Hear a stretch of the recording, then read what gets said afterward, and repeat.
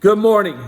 It's a bright, beautiful day here in Hillsboro, Tennessee. And when you see me look, I'm just looking out my sliding glass doors at the mountain and the corn that's getting ready to be cut and everything that's happening. It's just been a beautiful summer, green all summer long. This morning, I want to read to you from the book of Hebrews. Hebrews, the 11th chapter.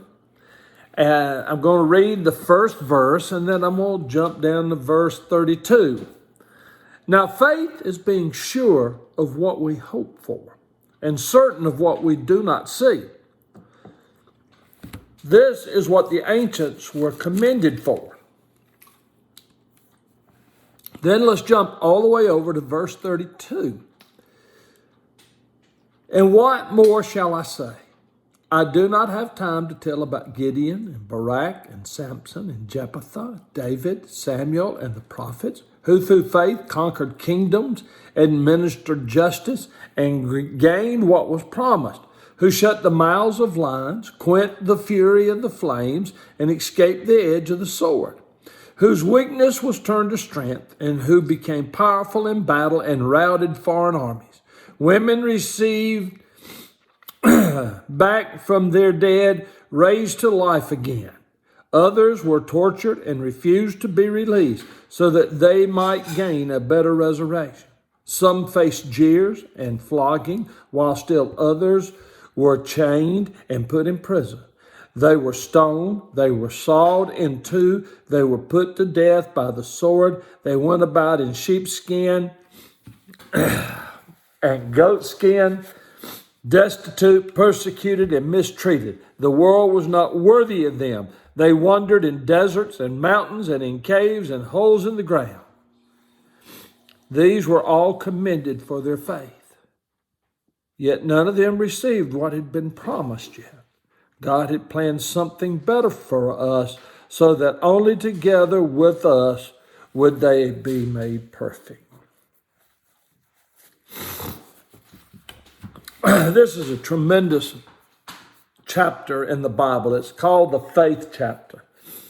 And it talks about how these great men and women did great things through faith and conquered and overcame and persevered and did all these things. And it was by faith. And it was by hoping and being sure of what they hoped for. In other words, they weren't backing down from it one bit.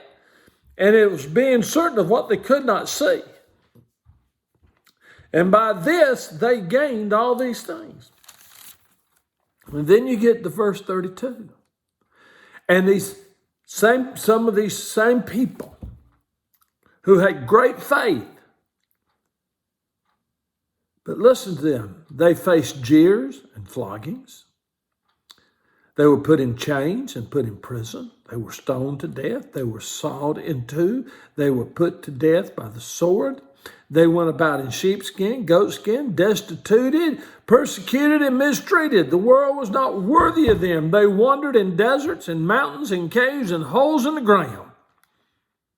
And they were commended for their great faith. Although they didn't do great things because of their great faith, other than die martyrs' deaths. This says to me, my faith in God will not bring about the same results for me as your faith in God will bring about in you. And sometimes my great faith is just believing in God no matter what. And that takes me back into Daniel, to Shadrach, Meshach, and Abednego, when they were there before Nebuchadnezzar and being told, you're going to be thrown in the fiery furnace if you don't bow down and worship this idol and me right now. And they looked at him and they said, O king, our God can deliver us from this. But if he doesn't, we're not going to worship you anyway. And that is a tremendous statement of faith. I believe in God to take me through this. But if he chooses not to, I still believe in God. And I'm not going to turn my back on God, no matter what. Faith. Tremendous faith. Believe. Don't ever back down. Always believe. Always hope. Always be certain. And God is there with you always. Amen.